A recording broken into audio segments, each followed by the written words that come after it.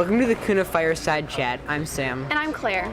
It's been another frantic weekend at KUNA with a lot of hard work from ambassadors and special roles. But now that the conference is over, it's time to reflect on all the work we've done. It feels like years ago, but the conference started off with the Parade of Nations, which included many colorful flags and signs.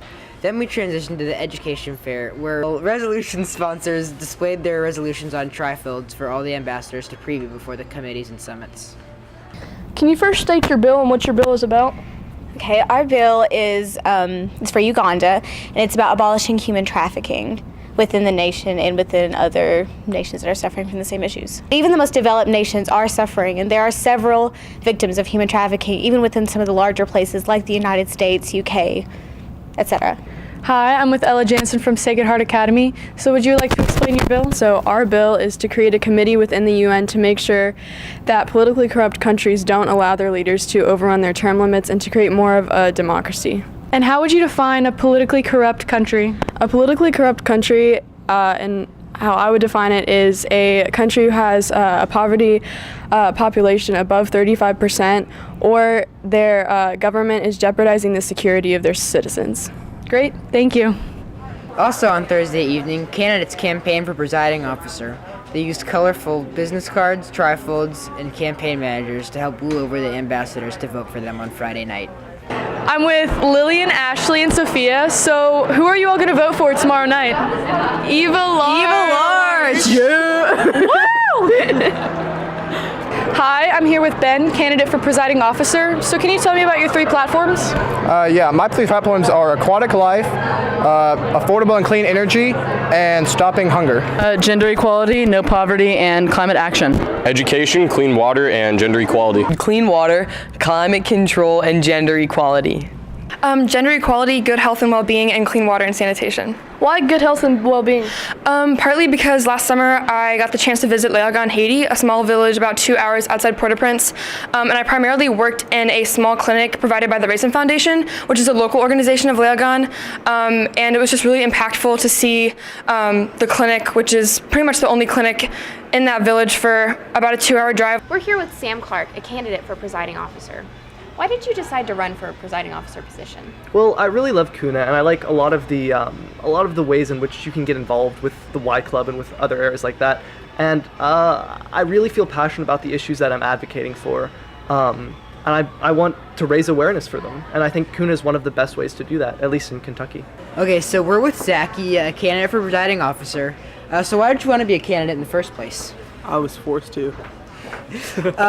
Have you enjoyed your experience campaigning for yourself? I actually have. I've met multiple people from all around Kentucky. It's really fun. On the first night, we also witnessed the Global Village. The Global Village really gives ambassadors a chance to explore the other countries' cultures and see what other schools are doing. My name's Bradley. What's your name? Joseph Coffee. Ooh, nice name. Kind of want some coffee now. But why the alpaca? That's a beautiful creature. It's just a beautiful creature. And we also, whenever we found out we were going to be Peru, we wanted to be alpacas. Not people. We wanted to be alpacas. But that didn't happen, so we decided to put it in our global village. Makes sense. After Global Village, the international stage performances took place. This really showcased the country's culture with dance, music, and singing. Soon after the international stage, we witnessed the human rights simulation conducted by the presiding officer team. The simulation talked about some of the tragedies that happen globally that affect all of the countries present at the United Nations. They also used some examples that hit very close to home, with people that suffered from water quality loss and human trafficking right here in Kentucky. On Friday morning, the presiding officers encouraged the ambassadors to debate, especially representing their countries, not representing themselves and their personal beliefs. The debates took place in committees and summits consisting of voting, ranking, pro-con speeches, and technical questions. We're here with Hannah Terry, a USG part of the Secretariat. So what do you like about being a USG?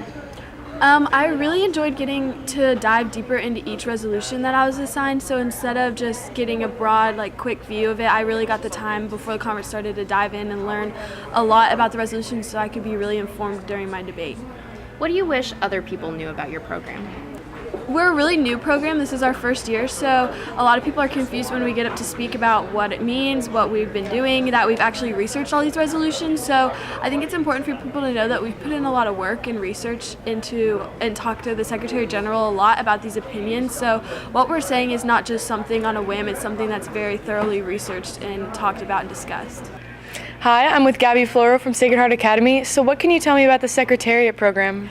It's a new program this year that basically is the Office of the Secretary General, in that it looks at resolutions and considers them in the whole process. Yeah.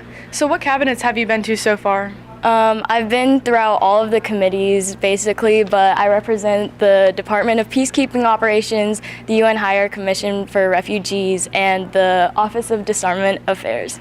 Yeah. And what's been your favorite part of the program so far? I really like being involved in the decision-making process and having more of an opinion than I normally would have at previous KUNAs. Great, thank you. While the rest of the ambassadors were upstairs debating, the International Court of Justice was downstairs discussing legal matters. We are here with International Court of Justice member Dalton York to talk about his role. So what do you all do at the International Court of Justice? International Court of Justice is mainly responsible for debating issues of international importance that go before a court of judges from all over the world. And so today we're debating advisory and contentious cases, and we're also looking at legality of resolutions to be proposed before the General Assembly to decide if maybe there's a more important body within the UN that they can be assigned to, or if the UN General Assembly is the most appropriate body for them. Do you think you'll continue doing the International Court of Justice? It's a very demanding program, and it requires an extremely high level of dedication and a lot of preparation before the conference. So only the people who are willing to put in that level of effort should pursue International Court of Justice at KUNA. The Security Council is a much more intense forum debate with new situations arising as the day goes on. We are here with Nicole from Security Council. Nicole, what's your favorite thing about Security Council? Security Council is just a lot going on, and it's really just kind of a crazy place. We deal with crisis scenarios and lots of resolutions, so it's hard to keep up with, but it's really enjoyable. On Friday night, ambassadors got to let loose after a long day of debate. They dressed casually for a fun night of dancing, chilling, karaoke, gaga, and movies.